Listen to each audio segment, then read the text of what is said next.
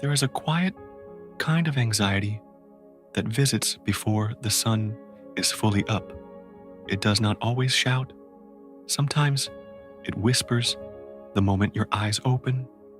Before your feet touch the floor, your mind is already racing. Conversations you need to have, problems that were waiting yesterday and are still waiting today, pressures that feel heavy before the day has even begun. You wake up tired, not because you did not sleep, but because your mind never fully rested. Many people begin the day already bracing for battle, bracing for conflict, bracing for disappointment, bracing for something to go wrong. And the body responds to that anticipation. The heart beats a little faster, the chest tightens, the thoughts move quickly, one on top of the other. It feels like the day is chasing you before you even stand up. But Psalm 5 offers a different beginning.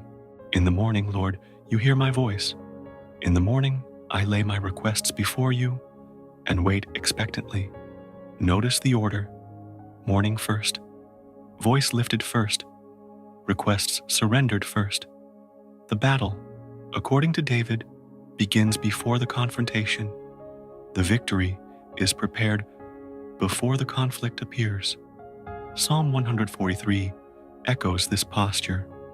Let the morning bring me word of your unfailing love, for I have put my trust in you.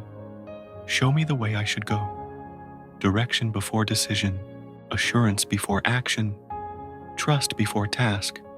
This is not poetic exaggeration. It is spiritual strategy. David understood something many of us forget. He did not wait to seek God after the arrows were flying. He sought God before stepping onto the field, before facing enemies, before confronting betrayal, before navigating leadership pressures. His strength in public was built in private. His composure in battle was formed in intimacy.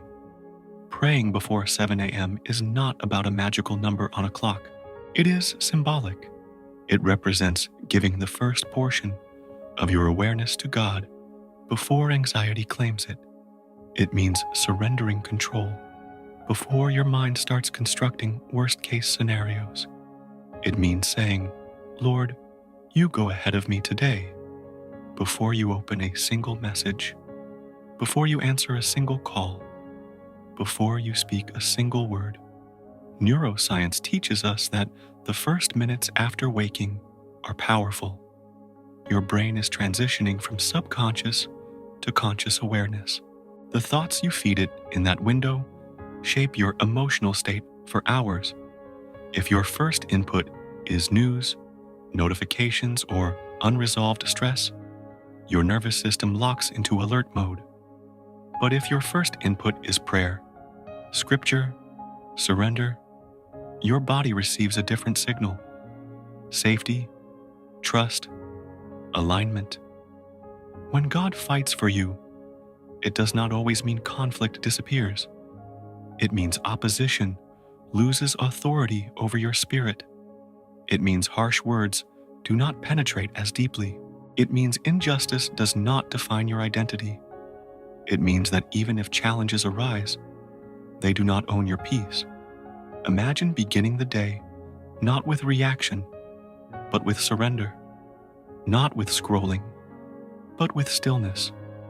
Not with mental noise, but with focused prayer. Imagine your first words not being complaints or calculations, but communion. Before 7 a.m., you have a choice.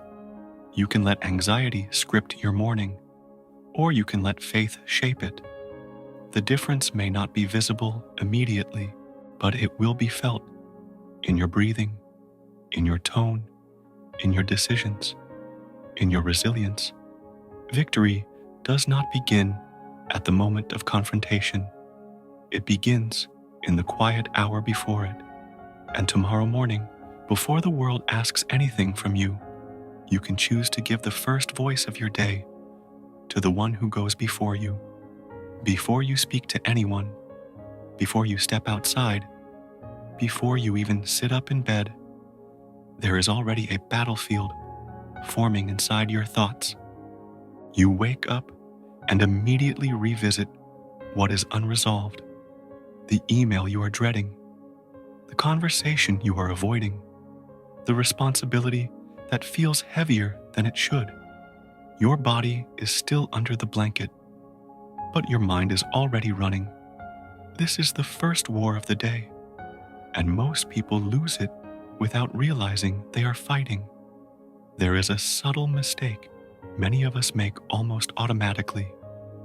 The alarm rings. Our hand reaches for the phone. Notifications flood the screen. News, messages, deadlines, expectations, and within seconds, your nervous system shifts into alert mode. You have not prayed. You have not breathed deeply. You have not centered yourself. Yet you have already absorbed the world's urgency. What occupies your first minutes often shapes your next several hours. This is not superstition. It is design. The brain in the early morning is especially receptive. The emotional tone set in that window becomes the lens through which you interpret everything that follows. If anxiety sets the tone, everything feels heavier. If trust sets the tone, even challenges feel manageable. This is why replacing the first 10 minutes of scrolling with a psalm can transform your day more than you expect. Read it slowly, out loud if you can. Let the words move through your ears and into your body. In the morning, Lord, you hear my voice. Let that sink in. You are heard before you are evaluated. You are seen before you are judged. There is power in speaking scripture aloud. It interrupts mental spirals. It anchors wandering thoughts. It creates rhythm where there was chaos. And rhythm calms the nervous system. When you read a psalm before the noise of the world enters, you are giving your mind a foundation. Think of the morning like the beginning of a long road. Whoever defines the direction at the start influences where you end up. If fear defines the dawn, it often defines the day. But if faith defines the dawn, it strengthens every step. You may feel resistance to this change. Your mind might say, I don't have time. But the truth is, you do not have time not to do it. Because when the first battle is won internally, external conflicts lose much of their power. Imagine waking up, and instead of immediately rehearsing problems, you rehearse promises. Instead of replaying yesterday's stress, you declare today's surrender. Instead of absorbing digital noise, you absorb divine direction. Who defines your morning defines your mindset, and who defines your mindset influences your decisions.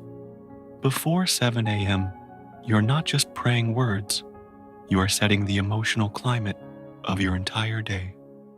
And when that climate is shaped by trust instead of tension, something shifts quietly but powerfully within you. The first battle happens in your mind. Win it with intention.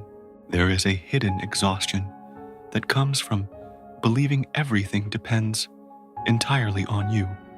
You wake up already calculating, already strategizing, already preparing to solve every possible problem by your own strength. Responsibility is healthy, but control is heavy, and sometimes we confuse the two. In Exodus 14:14, a powerful truth is declared. The Lord will fight for you. You need only to be still. This does not remove responsibility. It removes the illusion of absolute control. It reminds you that there are battles you cannot win through anxiety, overthinking, or force. Many people carry an unconscious belief that if they relax, everything will fall apart. So they grip tighter, they think harder, they speak faster, They try to anticipate every outcome. But control is not the same as wisdom, and surrender is not the same as weakness. When you pray before 7 a.m., you're not avoiding your responsibilities. You are repositioning them. You are saying, Lord, I will show up. I will act. I will do what is mine to do, but I will not carry what belongs to you. David understood this balance. When he faced Goliath, he did not sit passively. He chose stones. He stepped forward. He used what he had, but he did not trust the stones. He trusted God. The action was his. The outcome was God's. This is where many people become emotionally overwhelmed. They try to control outcomes that are not theirs to control. They try to manage how others will respond. They try to predict every variable, and the nervous system stays in constant tension. Before leaving your house in the morning, pause, stand still for a moment, breathe deeply, and declare slowly, Lord, fight my battles today. Say it until your body believes it. Say it until your shoulders relax slightly. Say it until the pressure eases just a little. Hand over the conversation you're worried about. Hand over the decision you are unsure about. Hand over the conflict you anticipate. You are not surrendering effort. You are surrendering outcomes. There is a profound peace that comes when you understand your limits. You are not designed to carry the weight of the entire day alone. You are not designed to anticipate every threat. You are not designed to solve every problem through mental force. When God fights for you, it does not always mean the battle disappears. It means you are not alone inside it. It means you respond with steadiness rather than panic. It means you act with clarity instead of desperation. Trying to resolve everything by yourself may feel strong, but it drains your spirit. Trusting that God goes before you may feel vulnerable, but it strengthens your core. Tomorrow morning, before the noise begins, choose surrender over control. Choose trust over tension. Choose to fight the first battle on your knees, not in your head. Because when the Lord fights for you, you walk into the day differently, not passive, not careless, but calm, grounded, covered. And that calm is a kind of victory long before any confrontation appears. There is a subtle danger that can quietly weaken your mornings. It is not the absence of prayer. It is mechanical prayer. Words spoken without presence. Phrases repeated while the mind is already planning the next task. Lips moving, but the heart still racing. It is possible to pray and remain anxious. It is possible to speak to God while still gripping control. And this is not condemnation. It is simply awareness. Psalm 46 calls God our refuge and strength, an ever-present help in trouble. A refuge is not a place you run through quickly. It is a place you enter and stay for a moment. It requires pause. It requires stillness. You cannot experience refuge while rushing. Many people think longer prayers are stronger prayers, but depth is more powerful than duration. One verse prayed slowly can anchor your entire day more than 10 rushed minutes of distracted words. Before 7 a.m., instead of trying to say everything, choose one verse, maybe Psalm 5, maybe Psalm 143, maybe Psalm 46. Read it slowly. Pause between each phrase. Let the words sink beneath the surface. If the verse says, God is our refuge, stop there. Ask yourself, what does refuge feel like? Safety, protection, covering. Stay with that image. Let your breathing slow. Let your shoulders relax. Let your mind settle. When prayer becomes intentional, your nervous system responds differently. Slow, mindful repetition activates calm, rather than urgency. Presence replaces performance. Connection replaces routine. Automatic prayer often happens because the mind is still in survival mode. It wants to complete prayer quickly so it can return to solving problems. But real surrender cannot be rushed. It must be felt. Think of a tree with shallow roots. It may look strong for a while, but when strong winds come, it bends easily. Now imagine a tree with deep roots. Those roots were not formed in a day. They were formed slowly, consistently beneath the surface. Morning prayer is root work. It is invisible, but it holds everything up later. You do not need perfect words. You need presence. You do not need eloquence. You need sincerity. You do not need to impress God. You need to align with Him. So tomorrow morning, when you pray, slow down. Speak fewer words. Feel them. Let silence exist between sentences. Let your heart catch up with your mouth. Because when prayer becomes real, refuge becomes real. And when refuge becomes real, battles lose their power to shake you. Depth before speed. Presence before performance. That is how the morning becomes strong. For many people, anxiety does not wait for the afternoon. It arrives at dawn. The eyes open, and before any real thought is formed, the heart is already beating faster. There is a subtle rush of adrenaline, a feeling that something must be solved immediately. Thoughts jump to worst-case scenarios without invitation. This reaction is not a sign of weak faith. It is often the result of accumulated stress. When the brain has been exposed to repeated pressure, it becomes hyper-alert. Morning becomes a trigger because it signals responsibility, performance, confrontation. Psalm 4 says, "In peace I will lie down and sleep. For you alone, Lord, make me dwell in safety." That peace was not meant only for the night.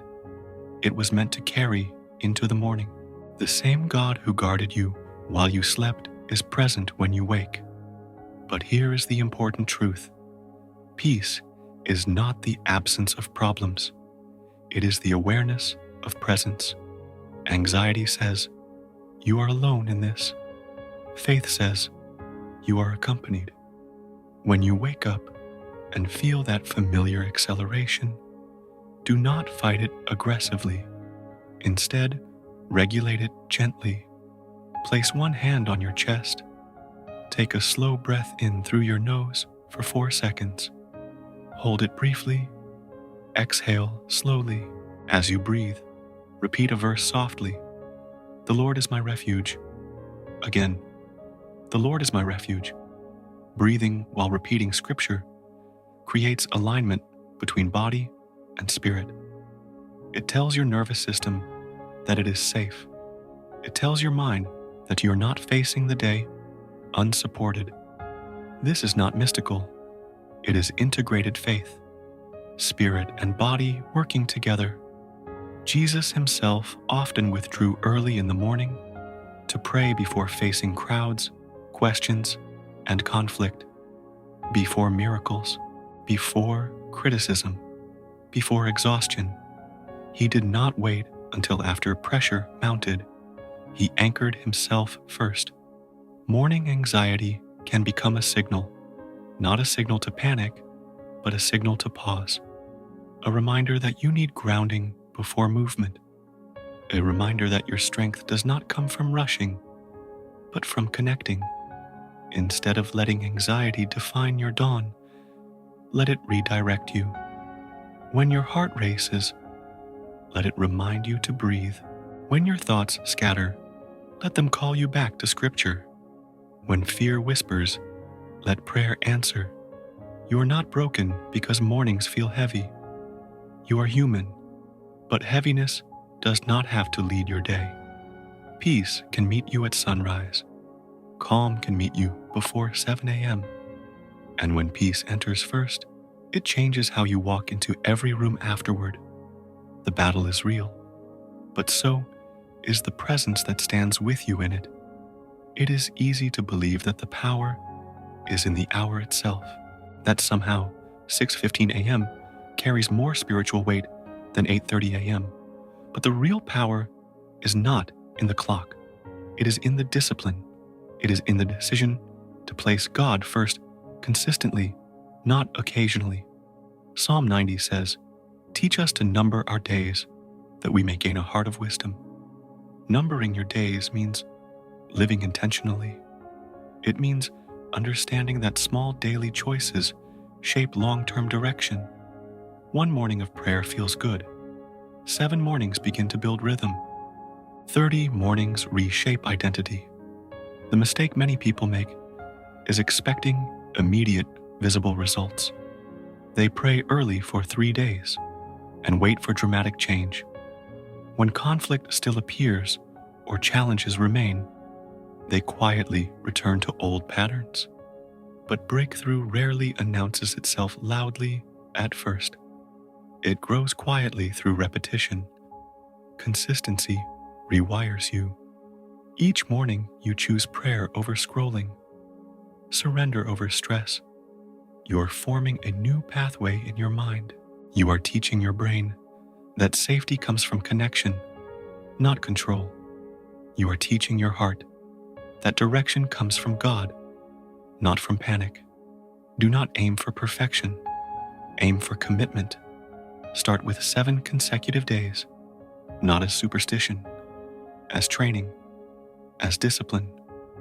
Tell yourself, for 7 mornings, before 7 a.m., I will give God the first voice of my day. Protect those minutes. Guard them gently, but firmly. There will be mornings you feel nothing dramatic. That is normal. Growth is often invisible at first. Roots deepen long before fruit appears. Think of small keys. They are not large. They are not impressive. But when inserted consistently into the right lock, they open heavy doors. Morning prayer is a small key. Used consistently, it opens peace. It opens clarity. It opens restraint in moments where you would have reacted impulsively. It is not the emotion of one morning that transforms you. It is the repetition of many. And over time, something shifts. You begin to notice that you react less quickly, that you pause more naturally, that you speak more thoughtfully. The battles may still appear, but your response feels different, more grounded, more anchored. Before 7 a.m. becomes less of a task and more of a refuge, less of an obligation and more of a covering. Consistency shapes character. Character shapes decisions. Decisions shape outcomes. So, protect the early hour, not because it is magical, but because it molds you. And as it molds you, you become someone who walks into the day already aligned, and alignment changes everything that follows. After you pray early, after you surrender the morning, the next challenge begins when the first friction appears. A difficult message, a sharp tone, an unexpected demand. The temptation will be to react immediately, to defend yourself, to prove your point, to regain control. And in that instant, everything you built before 7 a.m. can feel threatened. Psalm 37 says, "Do not fret because of those who do evil." In other words, do not allow external behavior to dictate your internal stability. Reaction is easy. Stillness is strength. Anyone can answer quickly. Not everyone can pause. The serenity you cultivate in the early morning must be protected during the day. This is where strategic silence becomes powerful.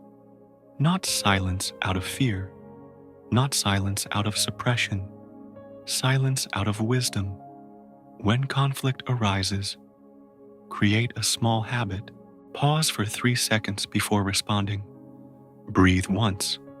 Remember your morning prayer ask silently, Lord, guide my words. Those few seconds may feel insignificant, but they are protective. They prevent impulsive responses that escalate tension. They preserve the calm you cultivated. Emotional regulation is not weakness. It is maturity. When you refuse to react instantly, you signal to your nervous system that you are safe. You signal to your mind that you're not under attack. You signal to your spirit that you trust God to defend you where necessary. The psalm says, "The righteous are like a mountain that cannot be easily moved. Wind may blow, voices may rise, circumstances may shift, but mountains do not run. They stand. You do not need to respond to every provocation. You do not need to defend yourself in every misunderstanding. When God fights for you, some battles resolve without your intervention. Some misunderstandings clarify with time. Some tensions dissolve when not fueled. This does not mean passivity. It means discernment. It means choosing when to speak and when to remain grounded. The victory of the morning must extend into the afternoon. Prayer is not only a beginning, it is a foundation, and foundations are tested by pressure. When you protect your peace intentionally, you begin to notice something subtle but powerful. Fewer words are needed. Fewer explanations are required. Your calm presence becomes stronger than defensive arguments. Silence, when guided by wisdom, is not weakness. It is authority under control, and that authority flows from the one you met before 7 a.m. There is a misconception that prayer is separate from daily life, that spiritual moments happen in quiet rooms, and practical life happens everywhere else. But Psalm 121 declares, "My help comes from the Lord, the maker of heaven and earth." Not only in church, not only in solitude, but on the road, in the office, in the meeting, in the ordinary. When you pray before 7 a.m., you're not escaping your responsibilities. You're consecrating them. You're turning your routine into an altar. An altar is not always visible. It can be internal. It can exist in the way you speak, in the patience you show, in the integrity you practice. Every task can become sacred when performed with awareness of God's presence. Here is a simple practice. Choose one short verse from your morning prayer. Repeat it quietly throughout the day, while driving, while waiting, while walking. Let it become a rhythm in the background of your thoughts. This repetition keeps alignment alive. It prevents the drift back into anxiety. The battles God fights are not always dramatic. Some are invisible. Some are conflicts you never even know about. Delays that protected you. Doors that closed for your good. Conversations that could have escalated but softened. While you complete your duties, He works beyond your sight. This awareness changes how you move. Work is no longer just work. It becomes participation in a larger protection, a larger purpose, a larger covering. An invisible altar can be built in any place, in your car, at your desk, in your kitchen.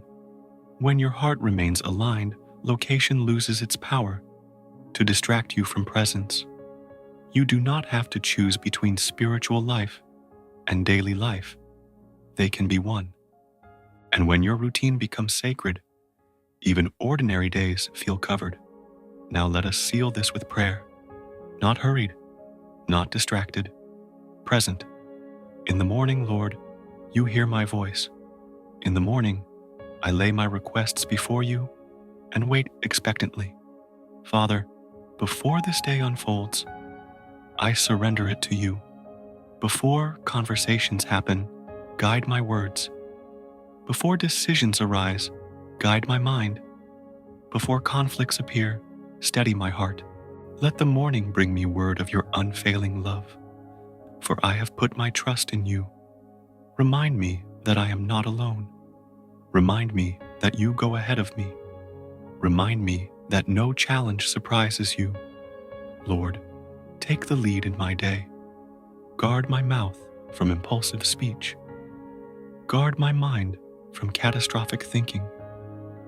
Guard my heart from unnecessary fear. Fight battles I cannot see. Silence accusations that do not come from you. Strengthen me where I feel weak. I declare that every invisible battle is being placed in your hands. I release the need to control every outcome. I release the pressure to defend myself constantly. I choose trust over tension. I choose surrender over stress. No weapon formed against me will prosper when my heart begins the day aligned with you. No harsh word will define me when you define me first. No conflict will overpower me when you stand before me. The victory does not begin at the moment of confrontation. It begins here, in surrender, in alignment, in the quiet decision to seek you before the world seeks me. Whoever gives the morning to the Lord walks into the day covered, walks into the day guided, walks into the day strengthened. Tomorrow, before 7 a.m., choose stillness, choose prayer, choose surrender, and watch how differently you move when you know you are not fighting alone.